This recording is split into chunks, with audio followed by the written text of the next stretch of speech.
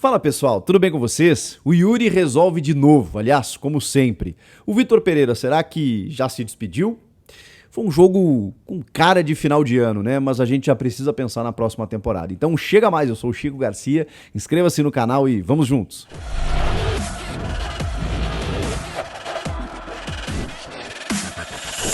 Você sabe que a Bundesliga tá demais, né? E que você pode assistir o campeonato alemão ao vivo e de graça. Sim, no OneFootball, né? Que transmite outras ligas europeias, mas você pode conferir a Bundesliga na palma da sua mão, na tela do seu celular, onde você estiver, sem custar absolutamente nada. Além de todas as notícias, estatísticas, resultados, tudo que está acontecendo no mundo da bola, você acompanha no OneFootball, mas especialmente a Bundesliga, que tá demais para você assistir sem custar nada, de graça, ao vivo com todos os jogos. Link aqui na descrição, no comentário fixado. Baixe agora o OneFootball, que serve para qualquer celular.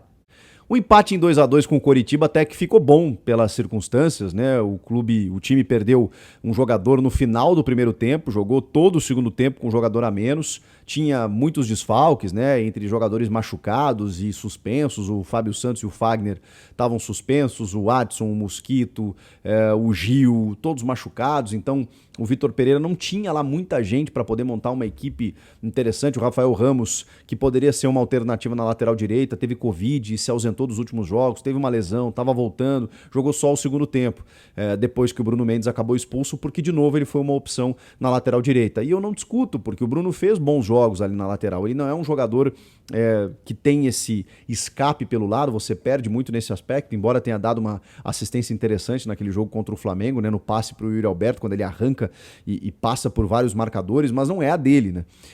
E o time sofreu muito no sistema defensivo, não estava sendo um bom jogo de todo o sistema defensivo do time até ele ser expulso. Uma expulsão que a gente está até agora tentando entender. Aliás, a arbitragem péssima do Marcelo de Lima Henrique.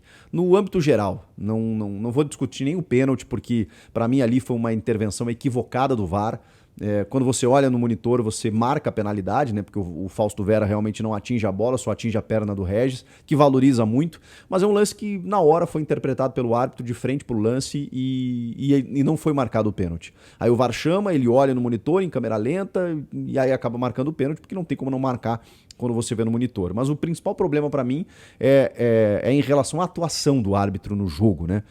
Ele enerva os jogadores, ele enerva a partida, ele cria um clima de tensão que é completamente desnecessário. Um árbitro que já veterano, que já devia ter se aposentado, que não tem sentido nenhum continuar apitando e apita com arrogância, prepotência, enfim, ele não colabora para o jogo, para o espetáculo. O Vitor Pereira, claro, perdeu a cabeça, né? Na expulsão do Bruno Mendes, do pênalti, não entendeu nada, e aí, obviamente, acabou expulso. E o Vitor Pereira cabe um capítulo, que eu já chego lá.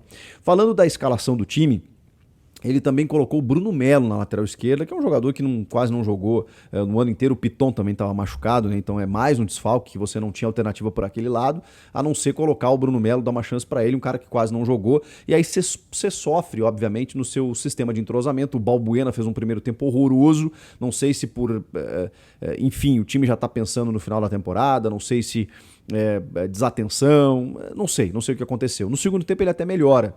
O Robert Renan, para mim, irregular como sempre, mas também coletivamente o time acabou sofrendo, tanto que o Fausto, por exemplo, comete o pênalti numa lambança ali da defesa, em que o Cássio rebate, ninguém chega para tirar. Cara, assim, o Coritiba teve vários espaços nos dois tempos, tá? Mas vamos falar do primeiro, em que tinha 11 contra 11, para poder marcar mais gols.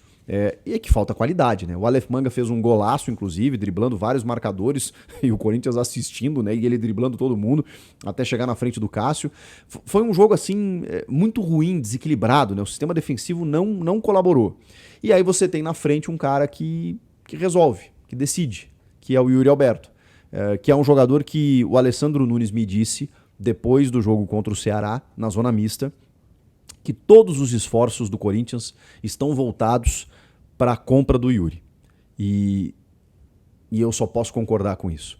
Eu sei que existem não só especulações, mas tentativas do Corinthians em contratar mais jogadores. Vai precisar contratar jogadores de forma pontual para o ano que vem, porque, vejam só, né? Olha o elenco que o Corinthians ficou, né, nessa reta final com jogadores machucados. Olha o elenco que muitas vezes o Corinthians teve que levar a campo Até contra o Flamengo na Libertadores, quando alguns jogadores machucaram, o Fagner e o Renato Augusto ficaram muito tempo de fora e você não tem a mesma reposição. Então será necessário contratar, mas o principal objetivo é manter o Yuri Alberto. E tá certo, gente.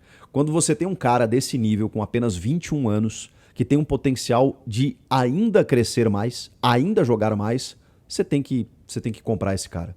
Eu sei que ele custa muito, 25 milhões de euros é o valor que o Zenit pagou ao Internacional para tirá-lo de lá. Obviamente eles não vão querer menos do que isso. O Corinthians tem um trunfo, que é o Mantuan, que está lá bem e que tem um valor de mercado na faixa dos 15 milhões de euros. Tem o Ivan também, pode ser que eles queiram ficar com ele. Tem o Robert Renan, que daqui a pouco será uma grande moeda de troca. E aí você deve estar se perguntando, pô, mas aí não, uma joia surgida no Corinthians, um zagueiro de um nível técnico absurdo que vai para o futebol europeu. Pois é, mas às vezes você tem que fazer escolhas. E infelizmente você acaba perdendo de um lado para ganhar do outro. E o gol custa caro. O jogador no setor ofensivo ele é muito valioso. Não que o zagueiro não seja, acho que vocês estão me entendendo. E o Robert Renan fatalmente será vendido. Um jogador zagueiro canhoto técnico de personalidade com ele aos 19 anos, ele não vai ficar muito tempo por aqui. O João Vitor acabou sendo vendido depois de uma temporada boa. Então a tendência é que o Robert Renan jogue mais um tempo e logo seja vendido. Você pode fazer um dinheiro com ele ou você pode aproveitar o ensejo, né, se houver o interesse do Zenit, claro, de fazer uma negociação para ter o Yuri Alberto. Mas o fato é que o Yuri precisa ficar no Corinthians. Quando você vai ao mercado e começa a contratar de balaio e trazer jogadores que são medianos, que para grupo, que podem resolver, não funciona. E você gasta tanto quanto. É mais fácil você despender o seu dinheiro em jogadores que vão resolver. E o Yuri resolve. Num jogo completamente bagunçado, atípico, de fim de feira, completamente assim, o Yuri foi lá e deu uma assistência e fez um gol. E com um jogador a menos garantiu o empate do Corinthians, que foi um baita resultado, numa campanha super interessante, que não dá mais para chegar na segunda colocação, seria interessante pela premiação e tudo mais, mas já cumpriu a meta do ano, que é chegar na fase de grupos do ano que vem. Disputou títulos, é verdade, ficou aqui de conquistar a Copa do Brasil, mas tá bem. Acho que tem uma evolução, tem um trabalho consolidado e tem um potencial de crescimento para o ano que vem, mas precisa contar com esse jogador, porque esse jogador ele vai te resolver.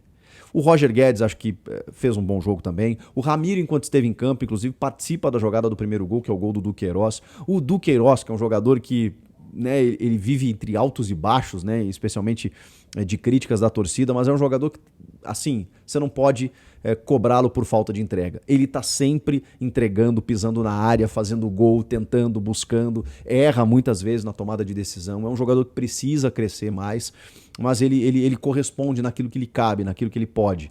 O Fausto Vera, então, é impressionante o que joga esse argentino. Ele faz tudo, né?